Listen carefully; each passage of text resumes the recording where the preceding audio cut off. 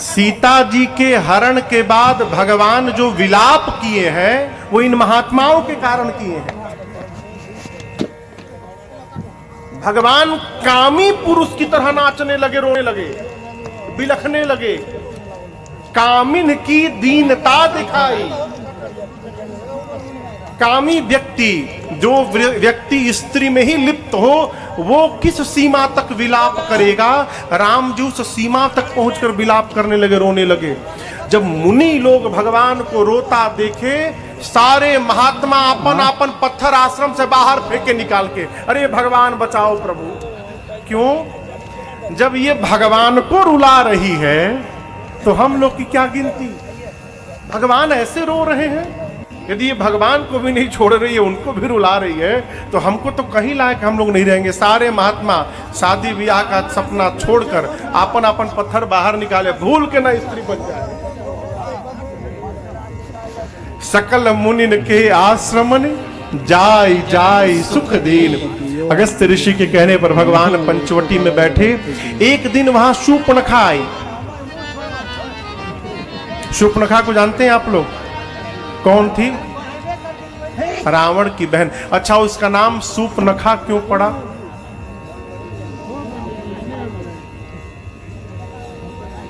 कोई आइडिया? हाँ, नखा मतलब, नख मतलब नाखून, नख मतलब, सूप मतलब सूप। उसके सूप जैसे लंबे लंबे नाखून थे। हम किसी को कुछ बोल नहीं रहे हैं, तो बस उसका नाम क्या है वो हम सुना रहे हैं।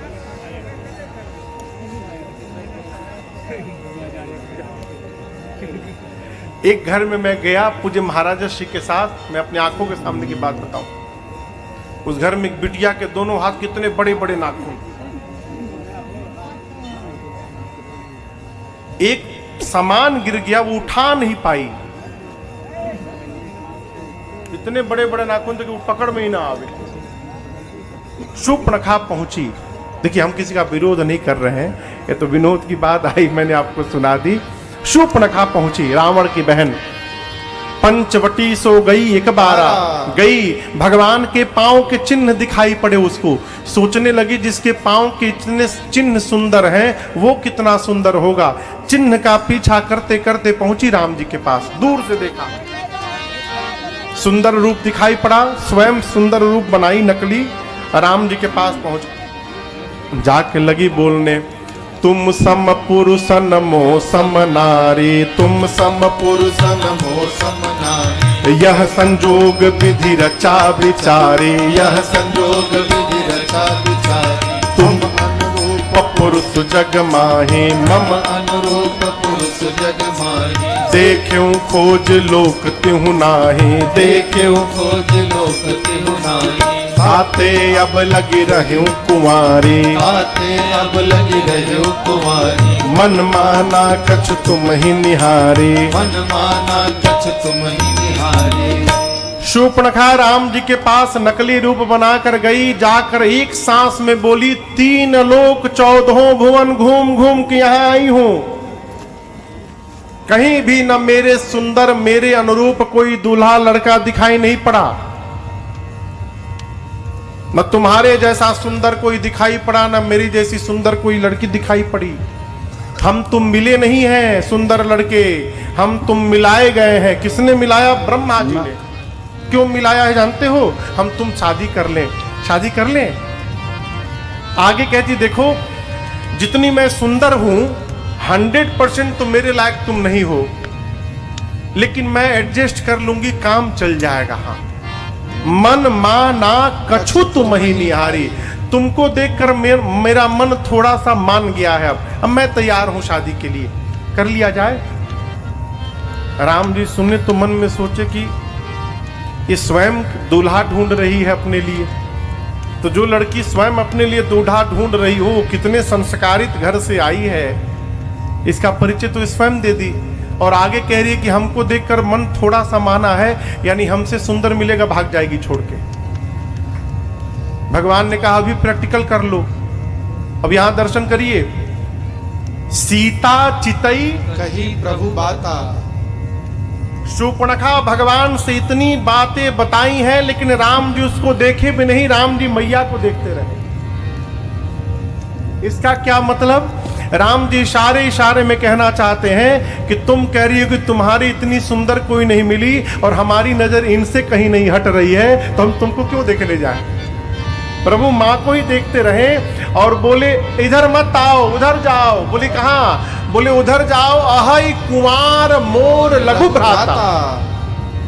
उधर जाओ, मेरा छोटा भाई कुंवारा है। लक्ष्मण जी कुंवारे हैं क्या? लक्ष्मण जी कुंवारे हैं तो राम जी झूठ क्यों बोल रहे हैं? विनोद में क्यों बोले कि ये आकर बोली थी कि ताते अब लगी रही हूं कुंवारी, तुम्हारी इतना सुंदर कोई नहीं मिला इसलिए अब तक कुंवारी हूं। एक नंबर की झूठी है ये। इसके पति का नाम था विद्युत जिह्वा, जिसको रावण मार चुका है देवेंद्र भैया, अपने बहनों को ही मार डाला था। स्वयं शादीशुदा थी और भगवान से बोल रही कि कुंवारी हूं। भगवान बोले जिस तरह तुम कुंवारी हो उसी तरह मेरा छोटा भाई कुंवारा है, वहीं पर जाओ। गई, सुनी कि वो छोटका इनसे भी सुंदर है, पहुंची राम जी के पास, लक्ष्मण जी के पास। लक्ष्मण जी दूर से देखे, समझ गए तो शत्रु की बहन है, रावण की बहन। गई पास में, जाकर पूरा वही सीडी प्ले कर दी। 3 लोग 14 भुवन घूमी हूँ, कोई नहीं मिला, हम तुम मिले क्यों मिले, ब्रह्मा जी मिलाए क्यों मिलाए, शादी कर ले, मन मेरा कहीं नहीं मारा, तुमको देखकर थोड़ा सा मान गया है, बोलो क्या विचार है? लक्ष्मण जी बोले चुप रहो, पहले ही बताओ हमको जानती हो? बोली वहां आपके भाई साहब है, बोले हैं कि आप कुमार हैं। लक्ष्मण जी बोले हम खाली मारत हैं बस, कुमार ने हम मारिए देते हैं सब। अच्छा ये बताओ क्यों शादी करना चाहती हो? बोली रानी बनना है। लक्ष्मण जी बोले हमारे बारे में पहले जान लो, सुंदरी सुन, मैं उनकर दासा, मैं उनका दास हूं। तो बोली दास, अब वो कौन है? लक्ष्मण जी बोले प्रभु समर्थ कौशलपुर राजा, वो कौशलपुर के नरेश हैं, राजा हैं, मैं दास हूं। मेरे से करोगी शादी, दासी बन जाओगी, उधर करोगी तो रानी बन जाओगी। अब बोलो क्या बनना है? बोली हमको तो रानी बनना है। बोले खड़ी क्यों, जाओ। फिर पहुंची राम जी के पास, जाकर बोली आप झूठ क्यों बोले? आप बोल रहे थे आपका भाई है, वो तो दास निकला। राम जी बोले पढ़ाया तुम पढ़ ली? अरे छोटा भाई है, जाओ जाओ जाओ उसी के पास जाओ। राम जी फिर भेजे उसको लक्ष्मण जी के पास। लक्ष्मण भैया 2 बार कहाँ बर्दाश्त करने वाले, जैसे पहुंचे बोले इधर आओ। बोले शीशा में अपना चेहरा देखी हो, है? शादी करोगे? मुख देखी हो? तुम्हारा वर्ण वही करेगा जो लज्जा को तिनके के समान त्याग करके बैठा है। चली आई शादी करने। अरे इतना अपमान, क्रोध में आ गई, विकराल रूप धारण की। किसने? किसने? शूर्पणखा धारण करके दौड़ी सीता मैया की ओर। राम जी सीता मैया को भयभीत देखे, लक्ष्मण जी से बोले भाई। लक्ष्मण जी बोले जी भैया काट दो। क्या काट दो? खाली नाके नहीं कटाया, कनवों कटाया उसको। अरे लक्ष्मण अति लाघव सो नाक कान बिनु की, ताके कर रावण काट के मुंह लगा दिए। ए लक्ष्मण जी उसका नाक कान दोनों काट डाले हो। कनवा काहे कटवा डाले? कान इसलिए कटवाया कि खाली बोलती थी, सुनने का काम ही नहीं था। राम जी बोले जब सुनती नहीं तो टोपा हाथ उठे कान लेके क्यों घूम रही हो? नाक क्यों कटवाया? क्योंकि बोल रही थी मैं ही सुंदर हूं एक। क्षमा करिएगा, चेहरा कितनो गोर हो जाए, यदि नाक टेढ़ी हो गई ना तो फिर भगवान मालिक। सब सुंदरता स्वरूप का नाक पर केंद्रित है देवेंद्र भैया। नाक चोखो होना चाहिए।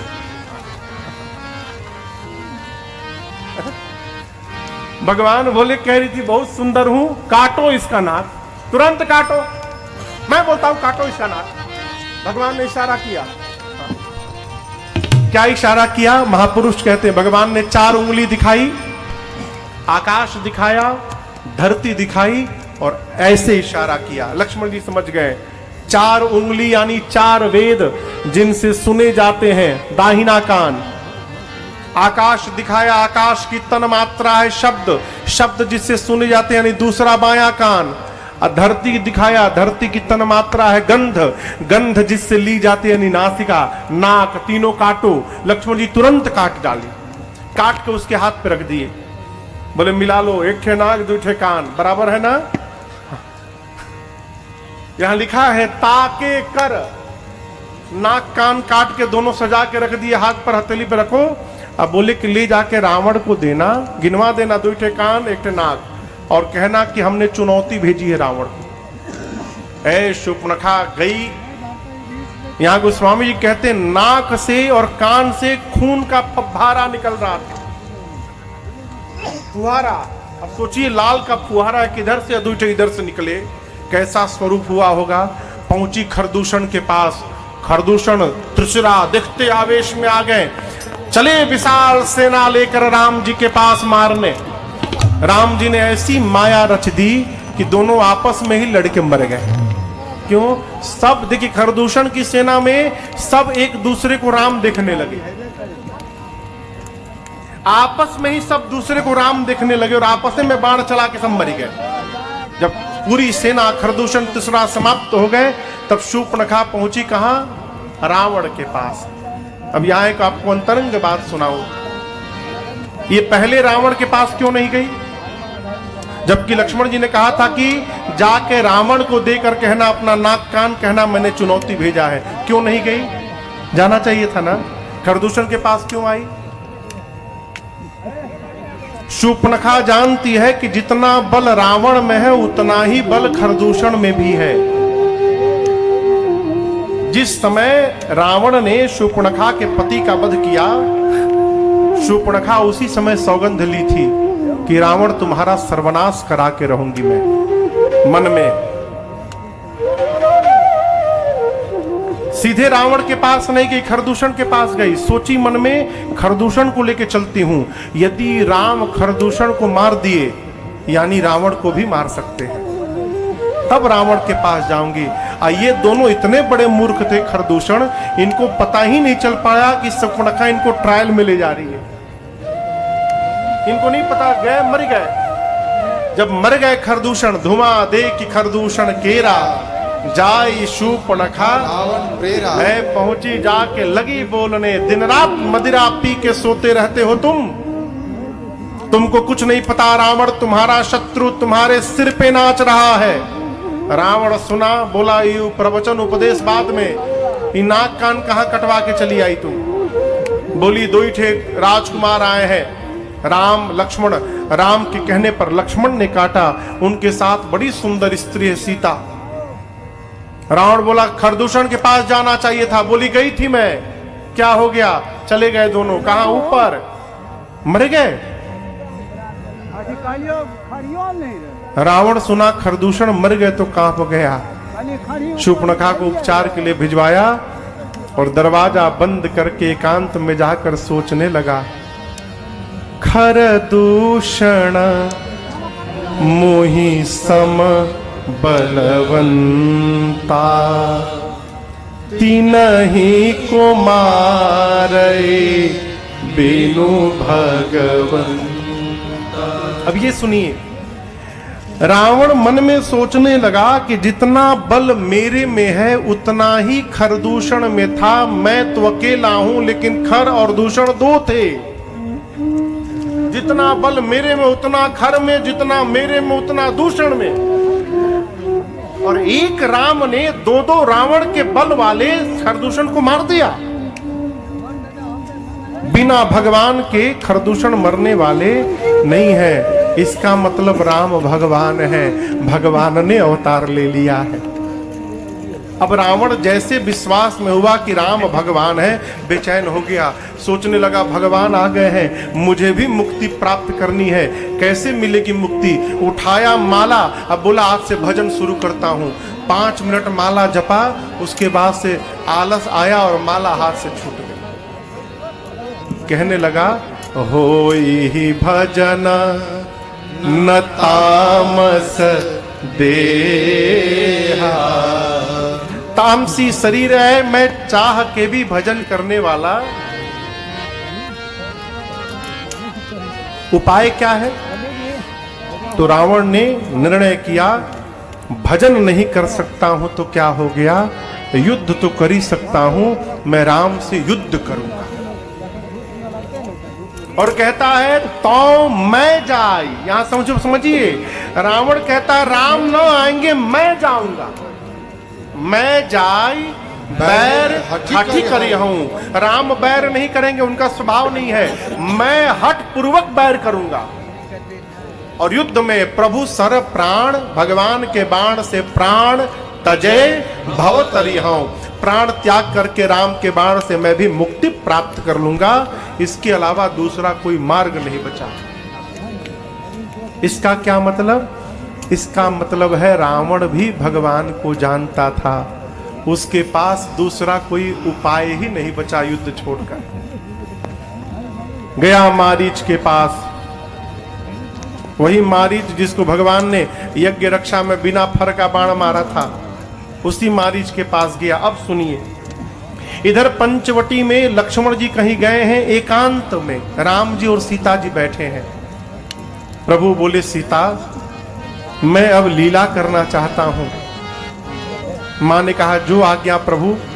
राम जी बोले रावण ने अब तक मेरे प्रति कोई अपराध नहीं किया है, और जब तक वो मेरे प्रति अपराध नहीं करेगा मैं उसे कैसे मारूंगा, तो मैं चाहता हूं कि वो अपराध करे। सीता मैया बोली मुझे क्या करना है? राम जी बोले देखो आपको तो वो लंका ले नहीं जा सकता, आप जगदम्बा हैं, परम सती हैं, आप यदि क्रोध की दृष्टि से देख भी लेंगी तो वहीं पर जलकर भस्म हो जाएगा रावण, आपको तो स्पर्श भी नहीं कर सकता। अरे आप देखिए, प्रैक्टिकल बात समझिए, ये धनुष है, सीता मैया ने धनुष को उठा लिया। जिस धनुष को सीता मैया उठा ली थी, रावण उस धनुष को नहीं उठा पाया था, तो वो मेरी मां को क्या उठाएगा?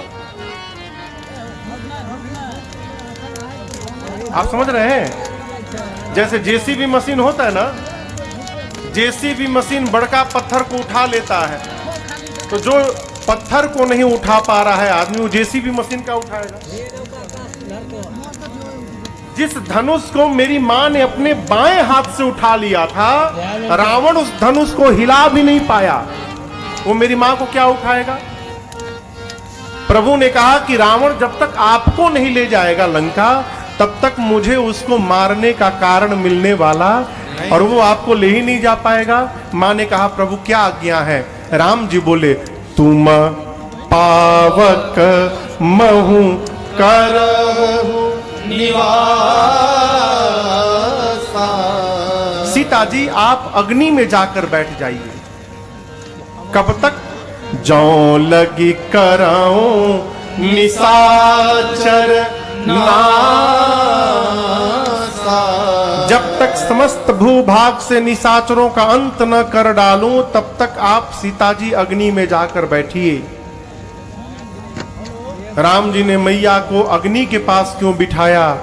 क्योंकि अग्नि नारायण भगवान के पिता हैं, कारण पिता। यज्ञ के बाद अग्नि नारायण ही खीर का कटोरा गुरु जी को दिए थे, इस नाते अग्नि नारायण भगवान के कारण पिता हैं और सीता मैया के कारण ससुर जी हैं। प्रभु ने मां को यहां वहां नहीं बिठाया, उनके ससुर जी के पास जाकर बिठवा दिया। सीता मैया भगवान के कहने पर अपना प्रतिबिंब यानी फोटो, निज प्रतिबिंब राखितः सीता, राम जी के पास सीता मैया ने अपना प्रतिबिंब छोड़ दिया फोटो, और जाकर मैया अग्नि में बैठ गई। अब इसको समझिएगा, रावण मेरी मां का हरण नहीं किया, किसको ले गया था? फोटो, प्रतिबिंब। और इस बात को केवल दो लोग जानते हैं, सोचिए कौन कौन लोग? एक राम जी, दूसरे सीता मैया। लक्ष्मण जी भी नहीं जान रहे हैं कि ये सीता जी नकली सीता जी हैं। लक्ष्मण हूं यह मरम, तो रावण कैसे जानेगा? विशेष करके माई लोग चिंता करती हैं हमसे। कथाओं में पहले बहुत माताएं कहती थी, महाराज आप राम जी की कथा गाते हैं, राम जी इतने अच्छे थे तो सीता जी की अग्नि परीक्षा क्यों लिए? कोई परीक्षा नहीं थी, ये सब नाटक था। अग्नि में असली सीता जी बैठी हैं और लंका से जो सीता जी आई हैं वो नकली सीता जी हैं। राम जी जानते हैं कि यहाँ से निकलने के बाद जैसे अयोध्या पहुँचूंगा मैं, जाने के साथ ही अभिषेक होने वाला है। मेरे एकांत मुझे नहीं मिलेगा कि मैं सीता जी को अग्नि से एकांत में बाहर कर लूं। और क्या मैं नकली सीता जी के साथ अभिषेक कराऊंगा? अस्तु भगवान को विवश होके अग्नि परीक्षण की रचना करनी पड़ी, जिसमें प्रतिबिंब की सीता जी जाके जल गईं और असली सीता मैया अग्नि से बाहर निकल के चली आई और इस रहस्य को कोई नहीं जान पाया। मां अग्नि में जाके बैठ गई, प्रतिबिंब राम जी के पास छोड़कर। इधर मारीच पहुंचा, मारीच के पास रावण पहुंचा। यहां दर्शन करिए, जाकर रावण बड़े प्रेम से हाथ जोड़कर मामा मारीच को दशानन दंडवत प्रणाम करता है। मामाश्री प्रणाम किया हाथ जोड़ के। यहां गोस्वामी जी कहते हैं, बदमाश आदमी, दुष्ट आदमी जब मीठा बोलने लगे सावधान हो जाइए। नवनी नीच के अति दुखदाई, जिमि धनु अंकुश उरग बिलाए। दुष्ट प्रकृति का व्यक्ति जब जब मधुर बात बोले, विनम्रता दिखाए, सावधान हो जाइए। क्यों? अब ये घात करने वाला है। बिल्ली जब आगे झपट्टा मारती है तो जागे जाने के पहले बिल्ली पीछे शरीर खींचती है। धनुष पर बाण रखकर जब धनुष को पीछे खींचा जाता है तो बाण आगे जाकर प्रहार करता है। सांप को डसना होता है तो सांप फन को पहले पीछे ले जाता है, फिर फुंकार मारता है। उसी प्रकार दुष्ट व्यक्ति जब जब पीछे जाए, विनम्रता दिखाए, इसका मतलब अब ये घात करने वाला है, प्रहार करने वाला है, सावधान। दुष्ट व्यक्ति के मुख से मीठा वचन कैसा लगता है जानते हैं? जिमी अकाल के कुसुम भवानी। अकाल मतलब सूखा पड़ा हो, चारों तरफ बर्बादी ही बर्बादी हो, और उसमें एक पुष्प खिला हो तो अकाल के क्षेत्र में खिला हुआ पुष्प भयानक लगता है। उसी प्रकार दुष्ट व्यक्ति का मीठा वचन लगता है। मारीच सावधान हो गया, बोला रावण तुम? रावण बोला चलिए मामा जी, सोने का हिरण बनिए। क्यों? वो राम की पत्नी सीता का हरण करना है मुझे। मारीच बोला दिमाग ठीक है? ये वही राम है जिसने बिना फर का बाण मुझे मारा, मैं 100 योजन दूर आकर गिरा यहाँ पर। जिस राम ने ताड़का को मार दिया, जिस राम ने खरदूषण त्रिसरा को मार दिया, जिस राम ने सुबाहु को समाप्त कर दिया, जिसने तुम्हारे सामने शिव के पिनाक को खंड खंड कर दिया, उस राम को तुम मनुष्य जानते हो? भजन करो, शरण में चले जाओ, राम के कल्याण हो जाएगा। मारीच बोला प्रवचन सुनने नहीं आया हूं। रावण बोला चलते हो कि नहीं चलते हो? साफ हाँ ना में उत्तर दो। मारीच बोला जाऊंगा तो राम मार देंगे। रावण बोले ना बोल के देखो, मैं अभी मार दूंगा तुमको। राम तो जाएंगे, जाओगे तब न मारेंगे, तुम ना बोलो मैं अभी मार दूंगा। यहां गोस्वामी जी सूत्र देते हैं, जीवन में 9 प्रकार के लोगों से कभी बैर नहीं करना चाहिए। 9 ही विरोधे नहीं कल्याणा। 9 व्यक्ति कौन? पहला व्यक्ति शस्त्री, जो हथियार रखा हो, शस्त्र रखा हो, बंदूक रखा हो, ऐसे आदमी से बैर नहीं करना चाहिए, निकाल के मार देगा। मर्मी, जो आपका मर्म जानता है, मर्म यानी आपका भेद जो जानता है, उस व्यक्ति से बैर नहीं करना चाहिए, कभी भी आपका भेद खोल देगा। एक आदमी का एक बेटा था 6 साल का। 5 साल तक रेलवे में टिकट नहीं लगती, नहीं लगता ना, यहाँ का भारत में 5 साल तक फ्री है। तो वो 5 साल बता के लड़के का टिकट नहीं बनवाया आपने, और लड़का था 6 साल के। लड़के को पता चल गया बाबूजी का मरम कि बाबूजी झूठ बोल के हमारे 5 साल लिखवाए हैं और टिकट हमारा नहीं बना है। तो अब ट्रेन खुली, जैसे कोई खाने वाला झाल मुड़ी निकला, बाबूजी झाल मुड़ी, जब बैठो अभी, बता देंगे हम। क्या बता दोगे? हम 6 साल के हम बता देंगे टीटी अंकल को। चुप चुप चुप चुप चुप चुप, बता झाल मुड़ी को झाल मुड़ी दो। झाल मुड़ी खिलाया, 5 मिनट बाद तो फ्रूटी गया, बाबूजी फ्रूटी अभी नहीं खाया, बता देंगे, फ्रूटी खिलाओ। वो 200 रुपया का टिकट बचाए थे, 3 घंटा में 500 रुपया का एक खा गया था। अंत में बोले कि तुम बता दो, अब तुम बता ही दो, एक ही बार की तरह लगेगा हम दे देंगे। ये क्या है? मर्मी। जो आपका मर्म जानता हो उससे बैर नहीं करना चाहिए। शस्त्री मर्मी। तीसरा, प्रभु, जो आपका स्वामी है उससे बैर नहीं करना चाहिए। स्वामी सदैव स्वामी होता है, गुरु सदैव गुरु होता है, शिष्य कभी गुरु नहीं बन सकता। बहुत पहले कहानी सुनी थी मैंने, एक तलवार चलाने वाले गुरु जी थे, तलवार चलाना सिखाते थे देवेंद्र भैया।